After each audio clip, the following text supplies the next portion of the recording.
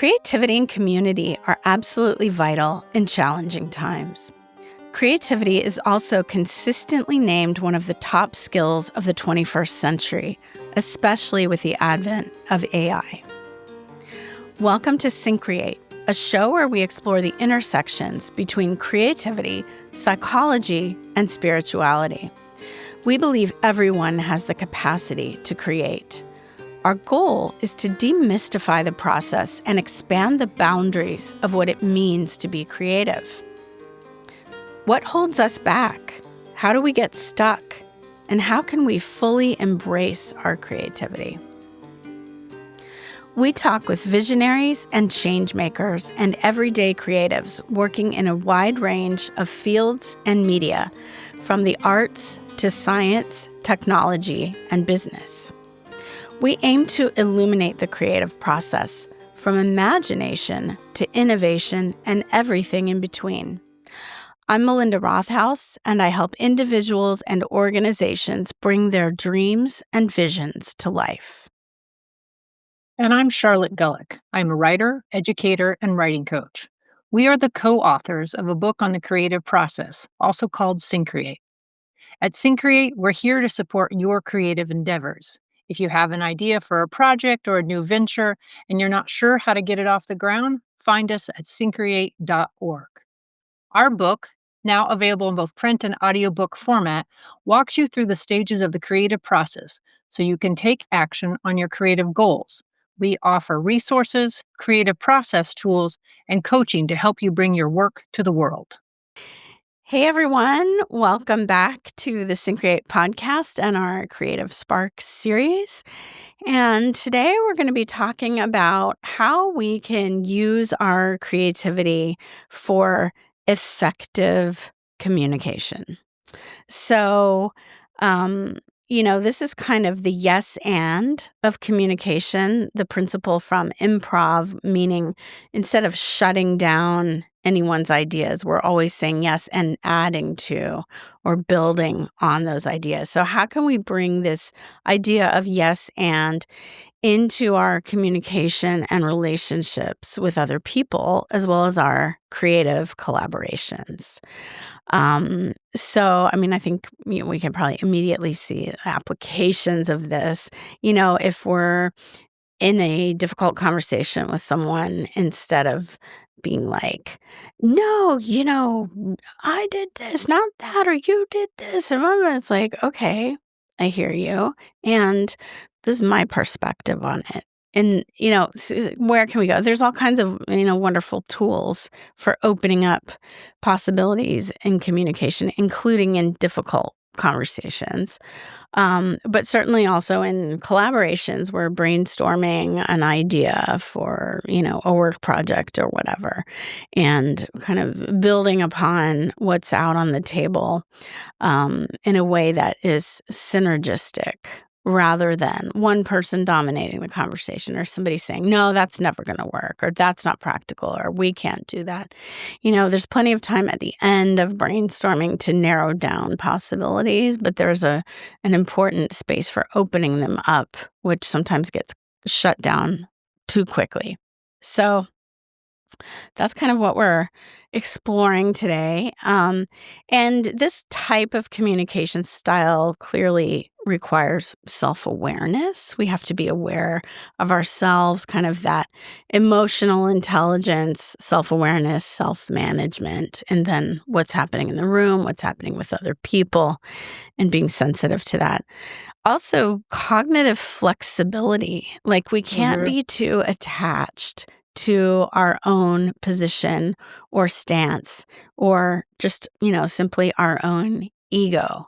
Well, this is my stance and I'm sticking to it no matter what, rather than, oh, that's interesting that you're coming from a different perspective. Like, how can both be true? How can these two things coexist and we can get to a different place?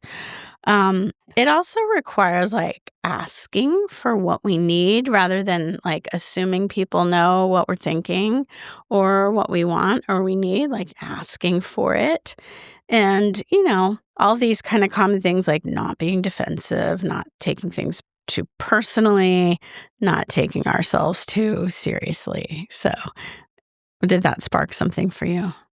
It did, and it's making me think about the creative process in another way, but, like, so if we expand on the idea of the yes um, and, combining it with, self-awareness is, like, entering conversations with possibility. Yeah. Like, "Oh, we know we're gonna have to have a difficult conversation, about something that needs to change." Like, right now, I'm supporting my sister as she, transitions from driving with her feet to she's moving to hand controls. Um, and it's been a hard conversation because so much of her independence, like any human being that does drive and has the resources to do that, driving means a lot to people and their independence. Sure.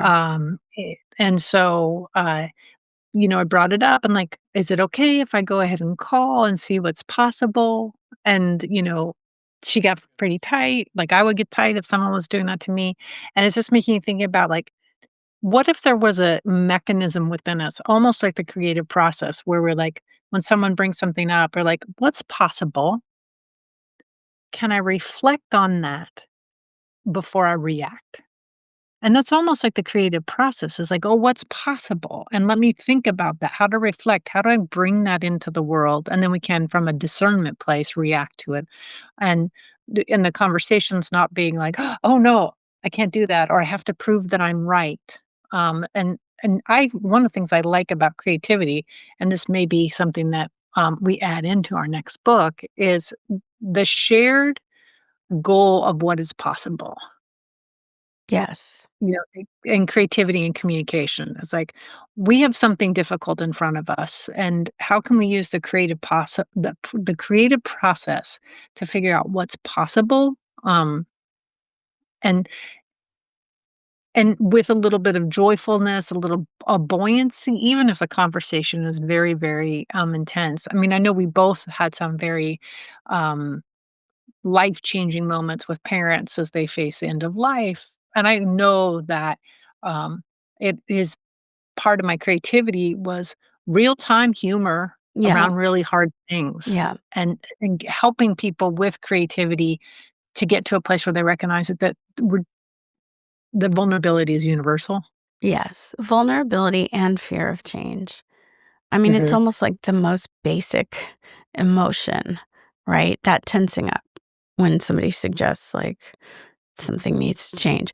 And we all have that. It's a natural human instinct and it's served us well in our evolution to often keep us alive in uncertain circumstances. But, on the other hand, impermanence is real. Things are always changing. And how can we be aware of our own resistance or fear of change and that of other people that we're communicating with? And have that sense of empathy. Like, yeah, I know this is hard. Like in the case of your sister. Yeah, yeah. It's making me think about when Drew and I were first dating, and we went to a party, and afterwards, I was like, "Okay, let's give each other feedback about how we could improve." He'd never asked for that. And I was like, "Maybe you could ask more questions," because it seemed like he was holding forth a lot. And, I was like, "So my turn, what could I change?" And he said, "Your entire demeanor." It's just like, "Oh." And he said it playfully, but it made me realize kinda like, this was a pretty obnoxious thing I just did. He didn't ask for that, but, like, um, like, he helped me to not take myself so seriously in that moment. Yeah. Yeah. Um But it is a joke now. It's like, "What do you need? You to change your entire demeanor." Okay, Yeah. Yeah. Everything. Just simply everything. everything. Yeah. Yeah, Um, definitely.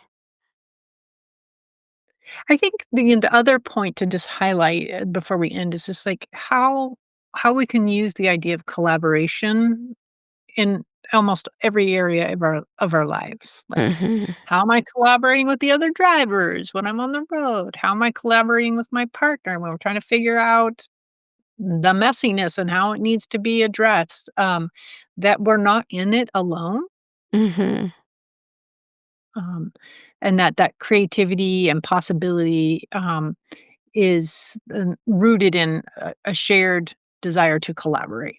Yeah, and I think you really hit on it before. I just want to draw that out. You know, whenever we are feeling maybe threatened, defensive, tightened up in a conversation with somebody, you know, to kind of, instead of just retreating into that defensive or Mhm. possibly hurt place, just bringing forward that sense of curiosity, like, wow, okay, what's happening right now for me? What's happening for the other person?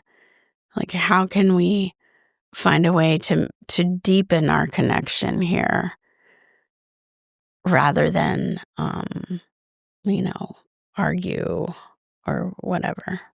Yeah. Add to the arsenal.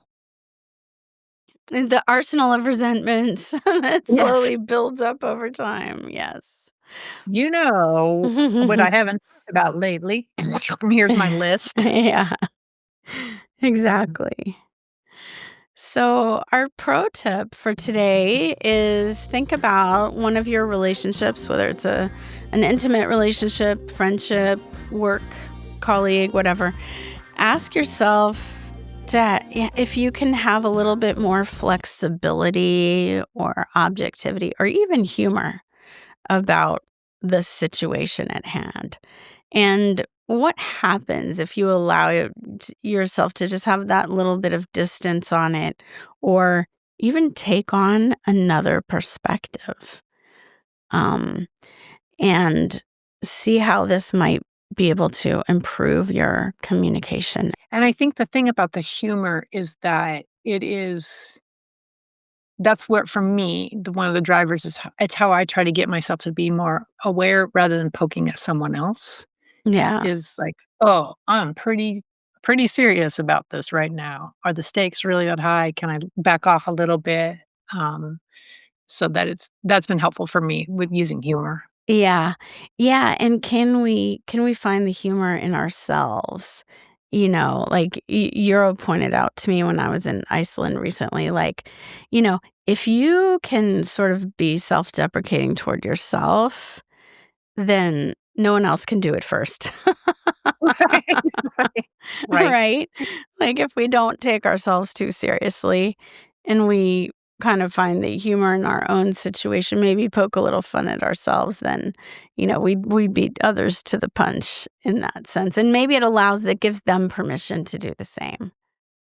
That's great. It also makes me think about, like, a kind of a template, like, "Well, here we are, 2 people trying to deal with X, and how's it going?" You know, like, give a frame for the situation, and that also, "Oh, we're just people trying to do our best in a hard moment," you know, like, pulling some perspective, I guess. Yeah, as a therapist friend once said, "Oh gosh, another suffering human being." Like, and here we all are, you know, going through our lives and we're all suffering in some way. And there's a lot, you know, a lot of reasons for that. But just to like, again, put things in perspective. We're not the only ones, right? Yes. Yeah. I said pulling perspective, but I meant taking, but maybe it works. Yeah. We'll see. Pull, take perspective. Just take some get perspective in there. Pull some perspective. Find and connect with us on YouTube and social media under Syncreate. If you enjoy the show, please subscribe and leave us a review. We're recording today at Record ATX Studios in Austin, with Charlotte joining us from the Hudson Valley. The podcast is produced in collaboration with Mike Osborne at 14th Street Studios. Thanks so much for being with us, and see you next time.